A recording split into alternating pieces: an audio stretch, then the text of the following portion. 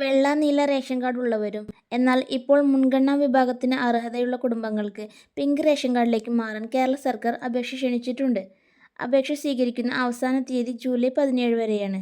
Civil supplies വകുപ്പിന്റെ E-citizen portal വഴിയോ അല്ലെങ്കിൽ അക്ഷയ കേന്ദ്രങ്ങൾ വഴിയോ ഇപ്പോൾ അപേക്ഷിക്കാം. അപേക്ഷിക്കുന്നവർ വരുമാനം, കുടുംബസ്ഥിതി തുടങ്ങിയ അർഹതാ മാനദണ്ഡങ്ങൾ പാലിക്കണം.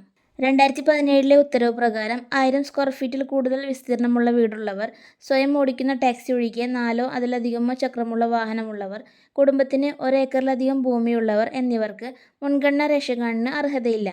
എന്നാൽ 1000 സ്ക്വയർ ഫീറ്റിൽ കൂടുതലുള്ള വീടുകളും 4 ചക്ര വാഹനങ്ങളും നിലവിലെ സാമൂഹിക സാഹചര്യത്തിൽ ആഡംബരമല്ല എന്ന പരാതികളുടെ അടിസ്ഥാനത്തിൽ സർക്കാർ മാനദണ്ഡങ്ങൾ പുതുക്കിയിട്ടുണ്ട്. വിശദവിവരങ്ങൾ അടുത്തുള്ള അക്ഷയ കേന്ദ്രങ്ങൾ വഴി ചോദിച്ചറിയുക. നിങ്ങളോ നിങ്ങളുടെ കുടുംബത്തിലോ ആരെങ്കിലും പിങ്ക് റേഷൻ കാർഡിന് അർഹരാണെന്ന് കരുതുന്നുണ്ടെങ്കിൽ ജൂലൈ 17 മുമ്പ് അപേക്ഷ നൽകാൻ ശ്രദ്ധിക്കുക. അപേക്ഷ നൽകിയാൽ മാത്രം കാർഡ് പിങ്ക് കാർഡായി ലഭിക്കില്ല.